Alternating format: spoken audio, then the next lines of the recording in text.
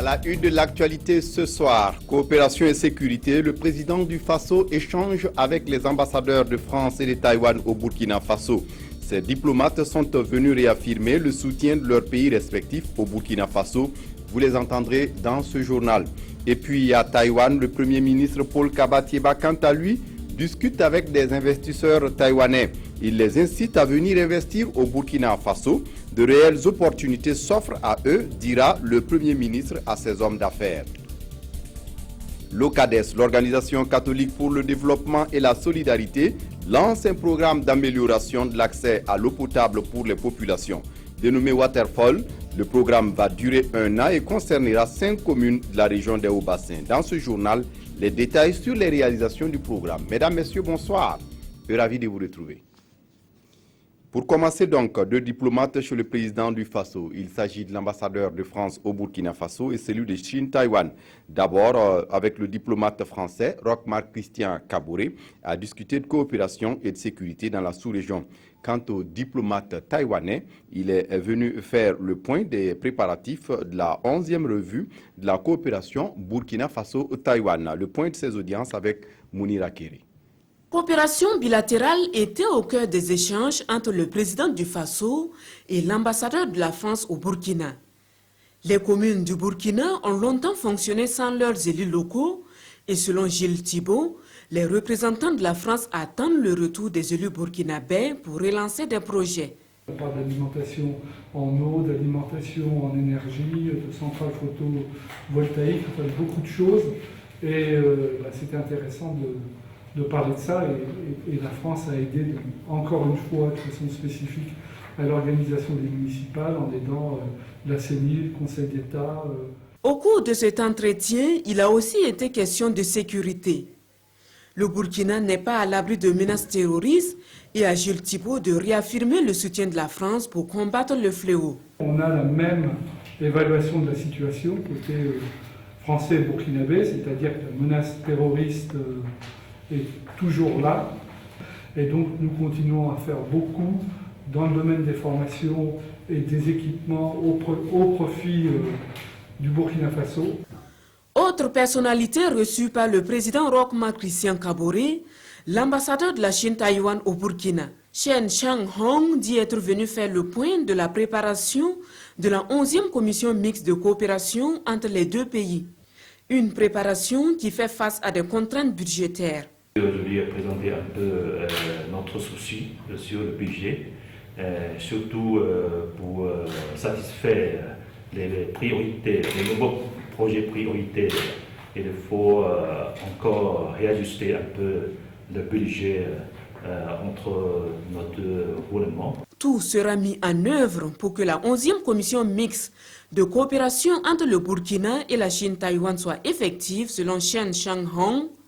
Son pays promet accompagner le Burkina dans la réalisation de ses projets prioritaires. Sécurité également, il en est question au séminaire annuel des chefs de corps et des chefs de bureau de l'armée burkinabé. Une rencontre ordinaire qui sert aussi de cadre de décision pour l'armée burkinabé. Il s'agit de réfléchir à une armée beaucoup plus opérationnelle. Le président du Faso, Roch-Marc Christian Kaboré, en sa qualité de ministre de la Défense, est allé encourager les séminaristes à l'ouverture de leurs travaux. Plus de détails avec Issa Lankwande.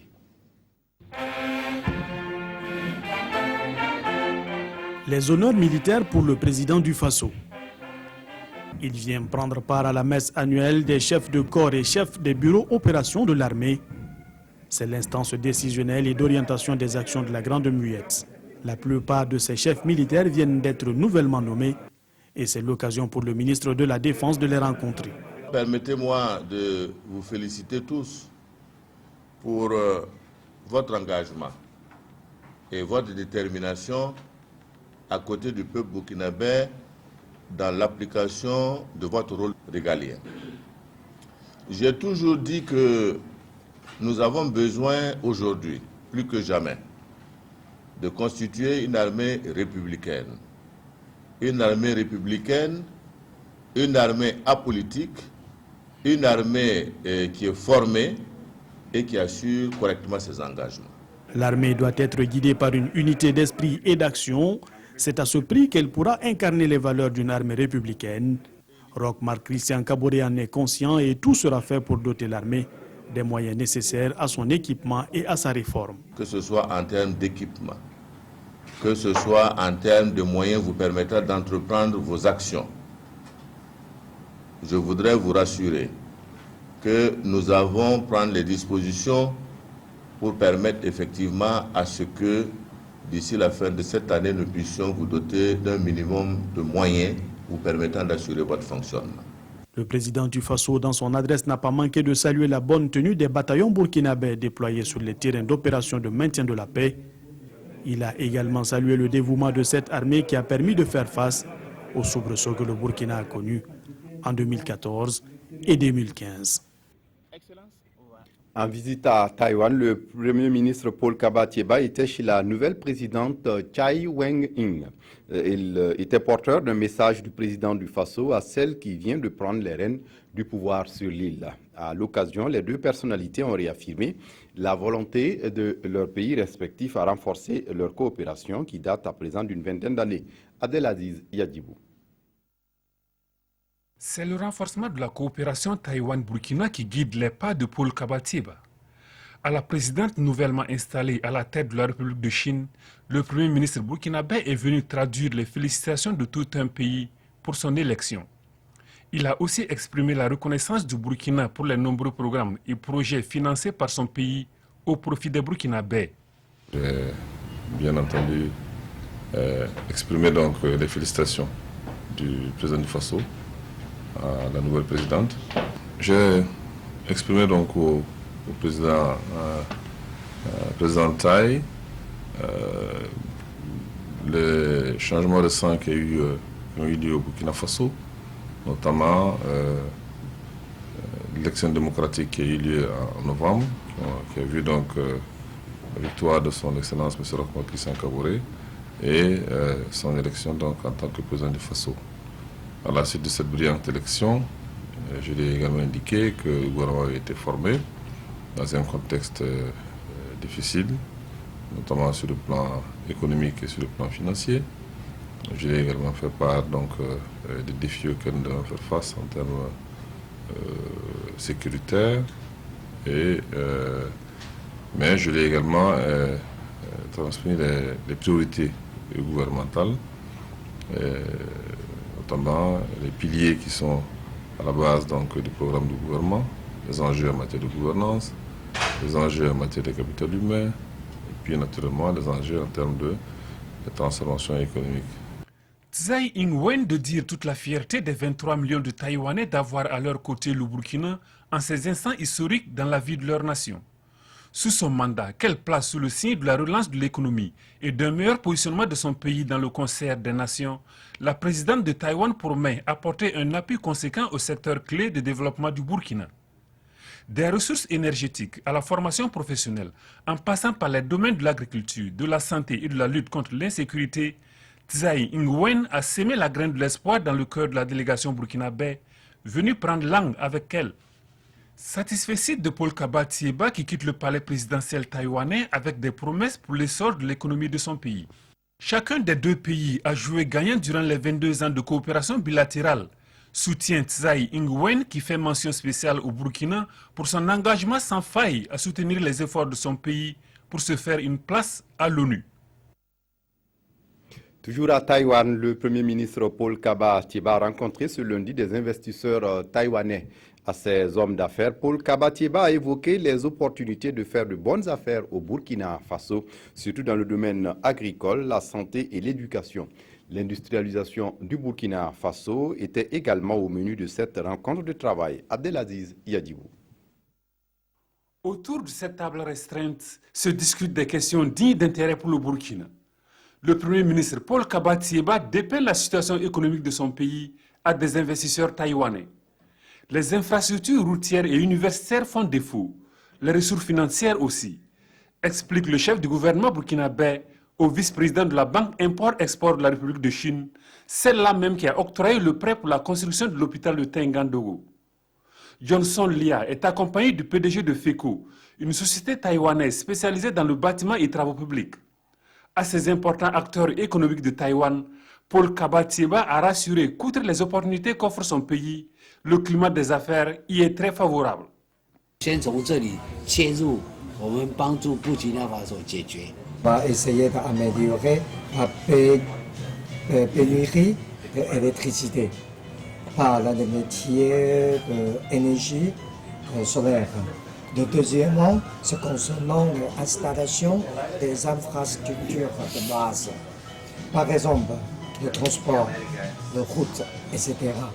Si les deux ce qu'on a déjà mentionné est déjà fini, on va essayer d'enlever le niveau d'industrie du Burkina Faso.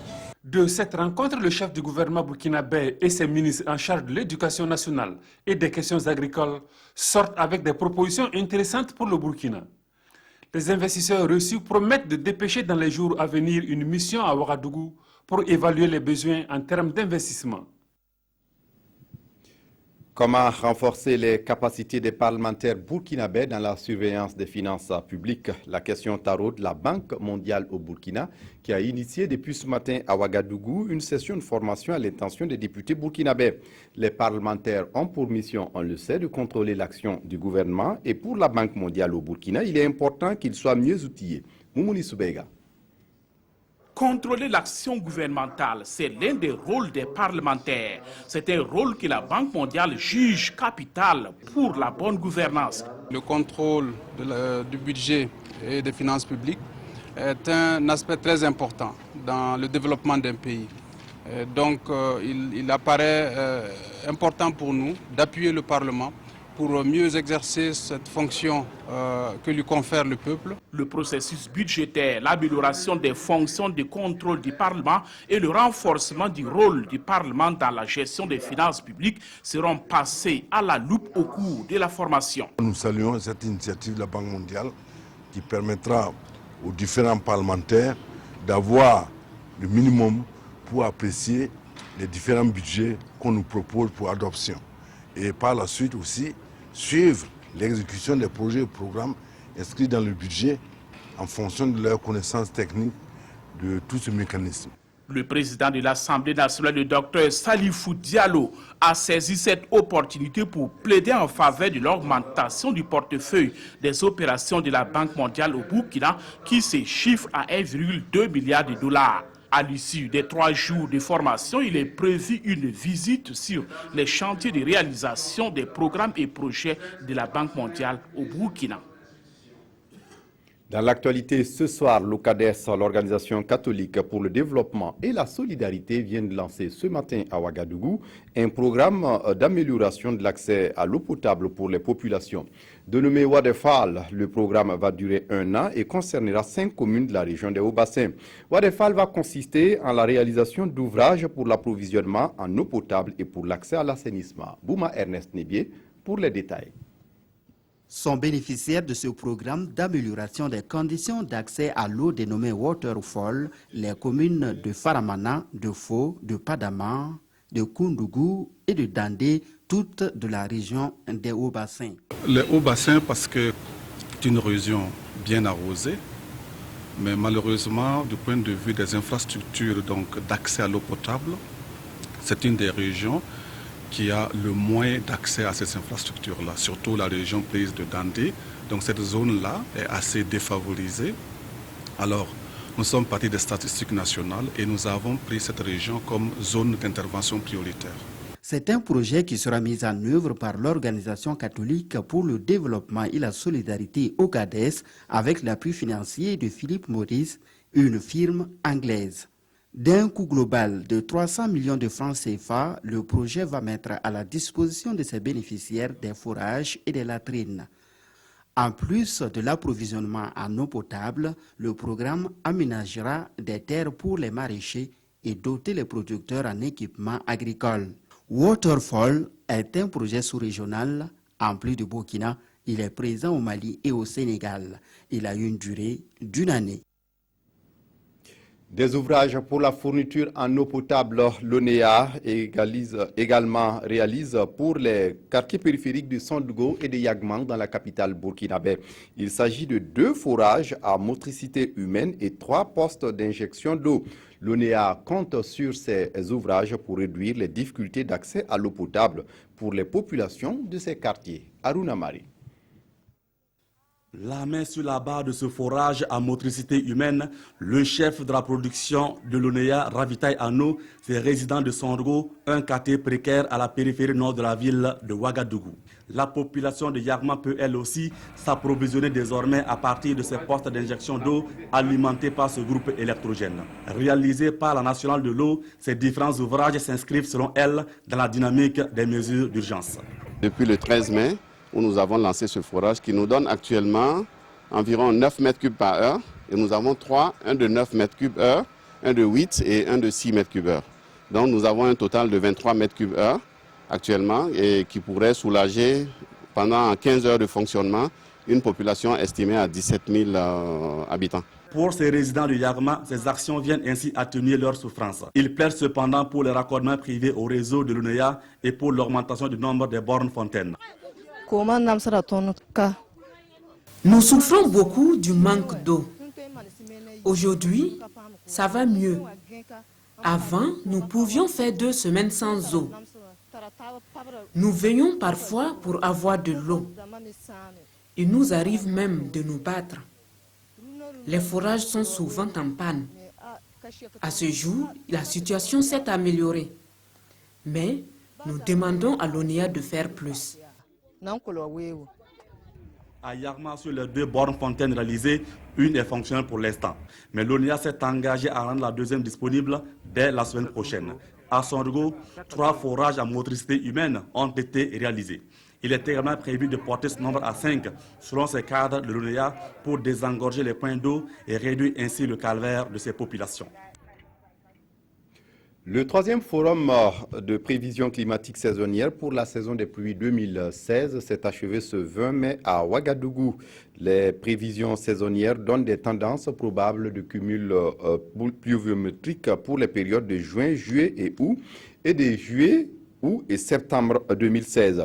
De juin à août 2016, des précipitations moyennes à légèrement excédentaires sont très probables selon les experts présents à ce forum.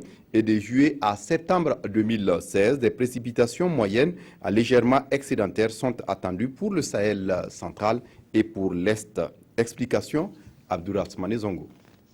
Le forum sur le climat à Ouagadougou a été sanctionné par un communiqué final duquel sortent des tendances régionales faites par les experts en corrélation avec les prévisions climatiques saisonnières de l'année 2016 dans l'espace SILS-CEDEAO. On retient globalement une saison de pluie à tendance normale à excédentaire sur presque toute la bande sahélienne.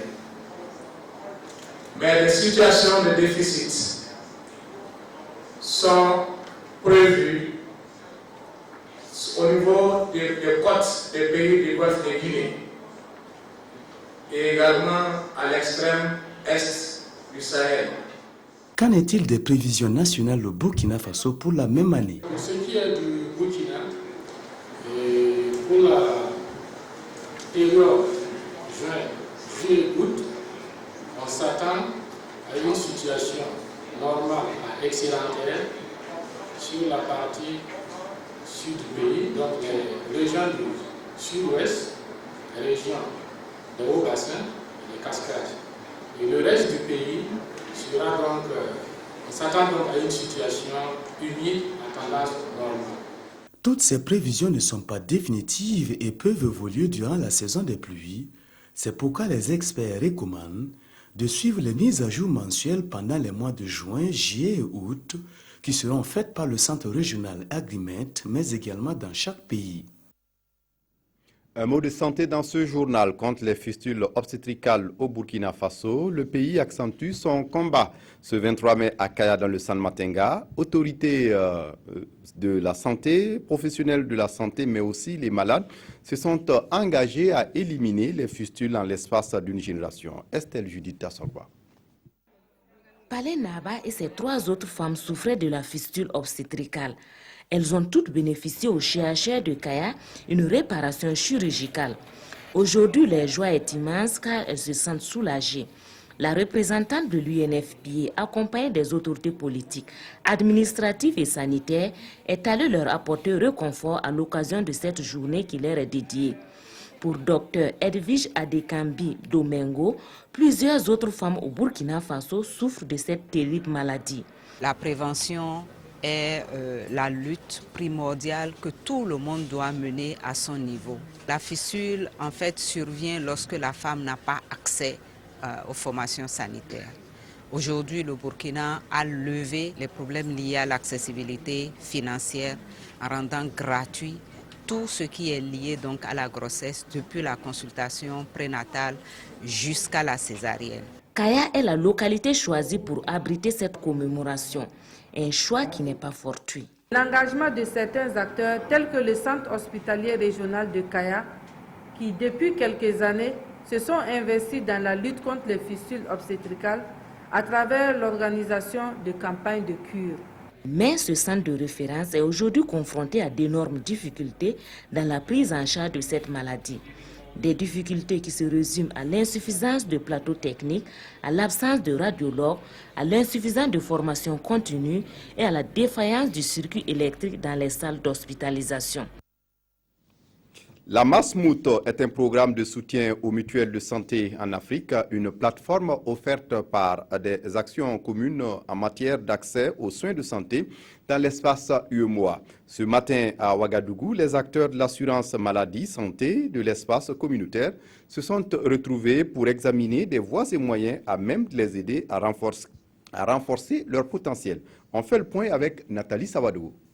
À Ouagadougou. Ensemble, ils réfléchissent sur les stratégies de mise en œuvre des dispositions du règlement UEMOA dans les mutuelles sociales et leurs fêtières et la contribution de ces mutuelles dans la mise en œuvre de l'assurance maladie universelle. L'UEMOA travaille à nous aider à accroître en tout cas notre niveau de maîtrise de la question et donc à dynamiser les processus pour que en tout cas, dans les temps qui viennent, on puisse asseoir vraiment un système national dynamique et capable de prendre en charge l'assurance maladie dans chacun de nos pays. La micro-assurance santé et les mutuelles de santé Masmut accompagnent les organisations mutualistes à mieux jouer leur rôle dans la gestion du système maladie universel. Aujourd'hui, on va faire un état des lieux de la mise en application du règlement UEMOA sur la mutualité sociale. Parce qu'on constate que dans certains pays, ça avance un peu plus vite. Dans certains pays, il y a plus de difficultés. On va aussi discuter du rôle de la mutualité de santé dans l'assurance maladie universelle. Au terme de cet atelier de 5 jours, les acteurs devront, entre autres, faire la synthèse des orientations nationales en matière d'articulation entre les instruments du règlement UEMOA sur la mutualité sociale et ceux de l'assurance maladie universelle. Un mot d'économie à présent, le port autonome d'Abidjan en opération de charme auprès des opérateurs économiques du Burkina Faso. Présents à Ouagadougou, les responsables du port ont convié ces opérateurs économiques ce lundi pour des échanges, notamment sur les solutions avantageuses et l'intérêt pour ces opérateurs de fréquenter le port d'Abidjan. Kadissa Nogo. Première du genre, l'association des consignataires, armateurs et représentants portuaires du Burkina a initié cette journée d'échange entre les acteurs du port d'Abidjan et les opérateurs économiques du Burkina Faso.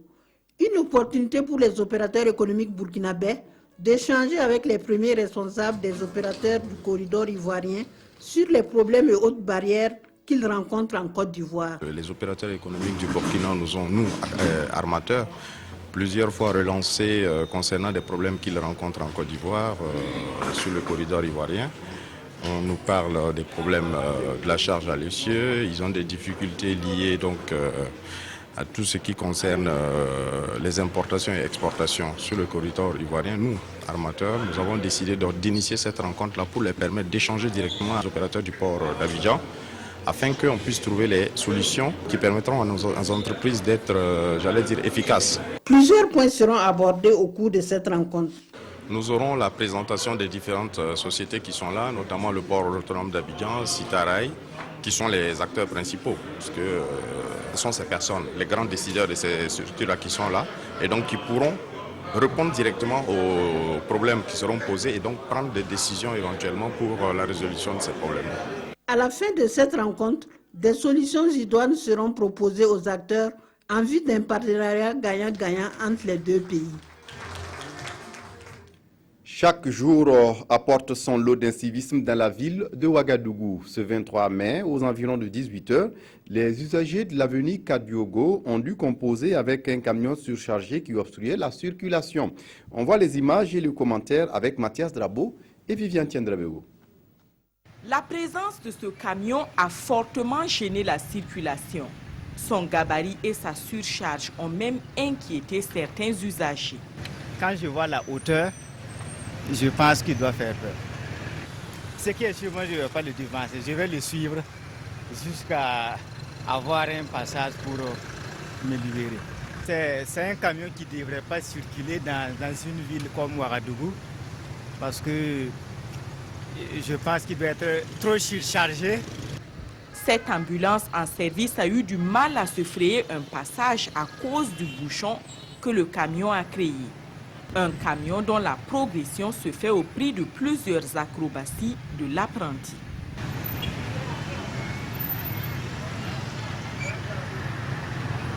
Cet exercice a permis au camion de ne pas arracher les fils électriques.